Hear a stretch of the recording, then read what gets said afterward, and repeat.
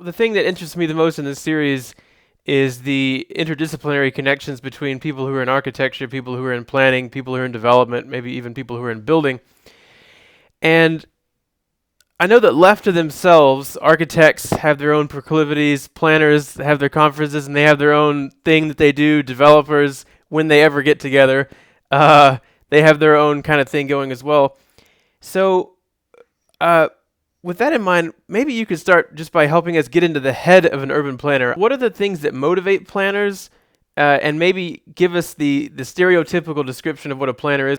So then, your typical planner, I think, is somebody who uh, their main focus and drive is to see the city as a system. You know, they see this broad, interconnected web of roads, sidewalks, buildings, all these sort of things, and it's something that from the very beginning it interests them, but not from a standpoint of, say, the risk or the opportunity and capitalizing on that, you know, doing something on that like a developer would, and certainly not in the way that an architect would see a single building or see a single lot as an opportunity to express something. The really big problem, I think, with us as planners is we are so broadly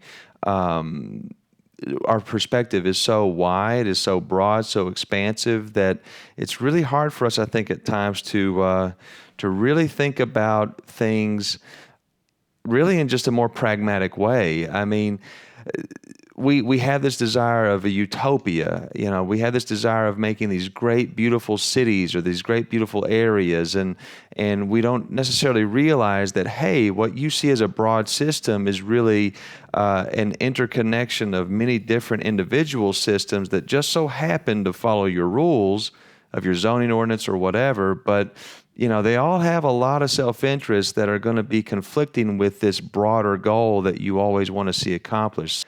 Another interesting thing to me that I've always noticed is that we don't have clients. You know, That's an interesting difference. yeah, we don't really have customers. I mean, you know, an architect someone's going to hire that person and they're going to do the Right. work.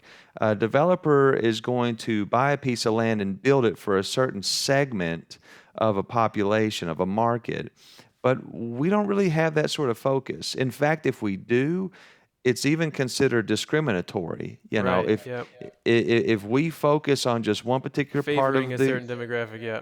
right, demographic or even area. I mean, Mm-hmm. there's a social justice element where, you know, if we just focus on, you know, the suburb or Mm-hmm. the areas that are really growing economically, then we are doing that uh, despite or, you know, against what is needed for the underdeveloped or the disinvested core, let's say. And so, yeah, I mean, it's to think so broadly and to try to think in such a positive way, it really also creates for us this dilemma of who do we focus on the most, and that's always a constant debate. So we're a bunch of well-intentioned, neurotic people who are really just trying to make the best of everything, and that's a big challenge, of course, because who can make a perfect city? Who can make the best of literally everything? So, If but only we people in try. all disciplines were so self-critical.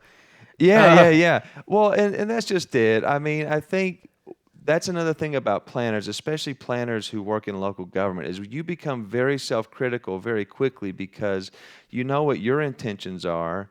You see how those intentions get lost sometimes in the actions that you take or in the actions that councils, commissions, or citizens take, and it really makes you yeah, it can make you very self-critical very quickly, as in, gosh, are we doing this right? Are we really focusing in the right way? And you know, a developer, an architect, success is very easy to see. You design a building, the client likes it, it also meets your personal desire for expression, and then you build it. Same thing, really, with a developer. For us, we won't see that sense of success for maybe 10, 20 years. And mm-hmm. so that's that neurosis. That's where, yeah, we can become very self critical very quickly. And we're our own worst critics by far. So if I was at a planners conference and heard a group of planners start a conversation by saying the thing about developers is, how would they finish that sentence? So it depends on the age of the planner. or rather the years of experience for the planner. If you're a young planner straight out of school, then you're going to say a developer is a profit mongering, environment destroying, leech upon society. I mean, that really can, depending on the school, that can get ingrained very quickly for anyone because Mm-hmm. we all learn the prototypes, the archetypes of your Jane Jacobs who fought for the community, your Robert Mm-hmm. Moses who put urban freeways in the middle of town and destroyed, or was going to destroy Greenwich Village. So if you're a younger planner like I was at the start, like many of my friends were at the start, you see developers as almost an enemy or an obstacle that you must divert, that you must conquer, that you must control in order to get a positive outcome for the community. They run counter to the community, is what you would say. Later on in years, after you've done enough, worked with them enough, understood a little bit more about markets or about economies or just what their intent is, you start to realize what we consider as sprawl isn't, the creation of a bunch of megalomaniacal developers who forced that way of life on people. It's what people wanted. Mm-hmm. And you start to realize that developers, whoever they are, if the society wanted us to build giant pink pyramids as housing, then developers would build it. They are just, if anything, they're a representation Right. of what a They're bringing society wishes to wants. expression. Yep. Yeah, and so you start to understand that a little bit more. You start to see that their intent is to deliver what citizens want, and then you realize that you play as much of a role in shaping that sprawl, in shaping whatever it is that you consider to be wrong with the built environment, and you start to think to yourself, okay, a developer is not some black and white cartoon villain. A developer is someone who is filling a need, whether it's housing or a Mm-hmm. retail development, and they're doing it in a way according to what the society is wanting, whether the market, let's say, and they're doing it also according to the rules that we have. So they're as much caught into and influenced by the system that the planner creates, the zoning ordinance, whatever, and also the market as the citizen is. They are really just trying to fulfill the same need that the citizen wants, and you start to realize that, okay, this is somebody I can work with. Mm-hmm. 9 times out of 10, every developer wants to build something that lasts, wants to build something that is going to leave a mark, a legacy for their family or their community. Right. And then you start to see that, okay, yeah, these are good people who just want to do something. Oh, and by the way, they want to make money at it. That's not crazy. Right. That brings us to a whole basket of ideas, which pertains to the course that you taught on Planetism that I took, which I really Yeah, enjoyed on form-based code. Maybe we can talk about that in a second. And sure. also this flashpoint of sorts that a developer wades into between previous zoning theory and Yeah. form-based code, and so a developer is kind of stepping into a planner's own internal discussion. But before we get to that, so form-based code, it sounds like something you use in JavaScript, but what is a form-based code? It's a return back to a physical focus on planning. So zoning ordinances right now, anything in a zoning ordinance that you look at is going to be based on the idea of if we regulate the land use, then everything else can fall into place. We just don't want to see factories next to schools. We don't want to see hair shops, even barber shops next to homes. Mm-hmm. It's this idea that everything that's negative about what we see in the environment is predicated by the use and the combination of the wrong use with whatever is surrounding it. And so that was an idea that really only came about in the 30s, and of course it metastasized into this great big giant system that we now see with practically all of our regulations in every city in the nation. But form-based code is saying, no, that's not right. I mean, people have been building cities for hundreds, thousands of years, and up until the 30s, no one really worried as much about land use. They worried more about the physical properties Mm-hmm. of development, the way you built the city, not the Mm-hmm. way you used it. Mm-hmm. And so form-based code goes back to that tradition, goes back to those ideas. I mean, don't get me wrong. Part of what zoning was about was that as we started to modernize and industrialize, we started to see smokestacks that never existed before. Mm-hmm. And so naturally, what do we do New about this? We problem. start Yeah. Yeah. right, right. But what's ironic is that is a design issue, meaning that's a form thing. So what's to say you can't have a factory next to a school if the factory has no smokestacks, no loud noises even. It does CNC machining, whatever. Mm-hmm. And it has maybe 2 employees, and they don't even receive big shipments during the week. In that case, that's less impact than, say, a 7-Eleven would have Right. next to Yeah. a school. Because a 7-Eleven, they're going to sell cigarettes next to a school Mm-hmm. and liquor and whatever. Mm-hmm.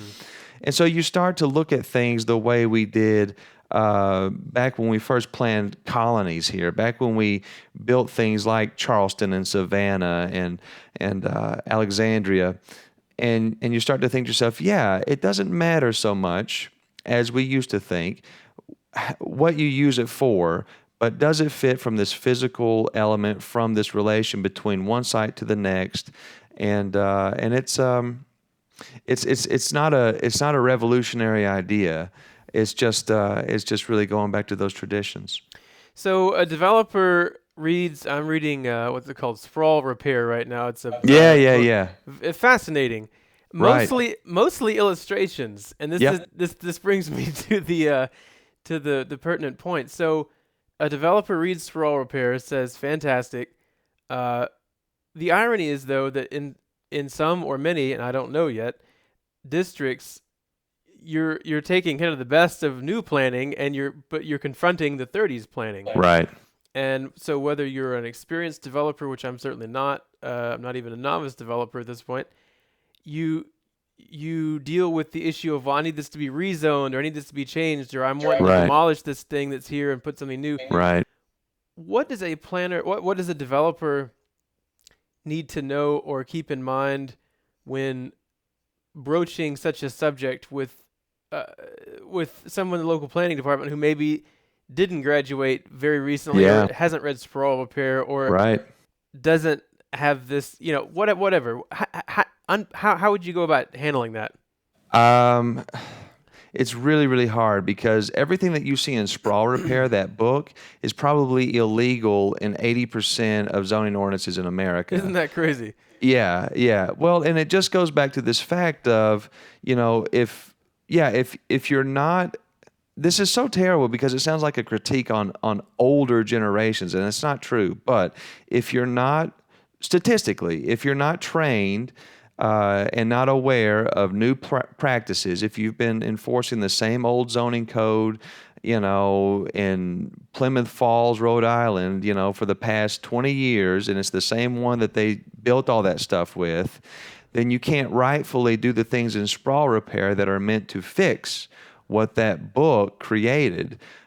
So if I were a developer and I were going to that local planning office and I was showing them, hey, I want to take half of this parking lot. This is the classic of Sprawl Repair, right? I want to take half of this parking lot and build a new, shallow 5-tenant building, right here at the front, bring it right up to the street, maybe even put some patio furniture on the front, right in front of this highway here, as crazy as that sounds. And I'm going to violate all of your setbacks, all of your height requirements, all of your parking regulations, and I'm going to also probably violate your use requirements too for this area. What do you say? If you were to do that in a place that has a very downtrodden economy right now, which there's not many of those right now, of course, thankfully, but you'd probably find a planner who would be uncertain about that, but a council who would be in favor. I mean, this happened to me in so many cases on the flip side, where people would want to build very poor, shoddy development, but as much as I didn't like it, the council, because they were so eager for jobs, development, growth, they would Understandably. approve it. Right. So in that case, you're probably okay. But if it's a hot market, if it's a market where the citizens have voted in a zoning ordinance and a council to make sure that everything looks the same all the time, you're not going to get very far probably, because I think a lot of developers know this. It's not so much the local planning office that's going to be your obstacle as it is the councils and commissions that are going to vote on these things. And, some communities, Who are even farther removed from planning theory and the that's latest exactly right. conversation. That's exactly right. And so that's going to be your greatest obstacle. A lot of your planning offices, even that guy who's been doing the same old conventional zoning for the past 20 years, if they see the benefit, and chances are you can talk to them of that benefit in a way that resonates. I mean, whether it's in the idea of, hey, you've got enough parking here, let's rejuvenate, or hey, let me show you this book. This is from planning. I mean, this is what we're talking about here. That Right. person's probably going to be okay. It's really going to be those commissioners, those counselors who, if people come into that meeting from the public and say, well, this sprawl repair is going to increase traffic, and then that's just a dangerous thing. Well, then it's going to get voted down. That's the bigger obstacle. It's this idea of we must preserve all traffic patterns exactly as they are. It's this idea that we must constantly do everything possible to increase property values, which means in a lot of risk-averse places, let's do exactly what we've been doing. And those are the bigger obstacles. The more I really think about it, it's not going to be the planner. It's going to be whatever that community's mindset is. If they're hungry for development, if they know they need jobs, no sweat, you'll be fine. But if it's that tight bedroom community where they've had the same stuff forever and their property values are still going up and people still want to be there, then they're going to say, no, you have to follow these rules exactly, because that's the thing that got us here. That's the thing that's going to keep us going.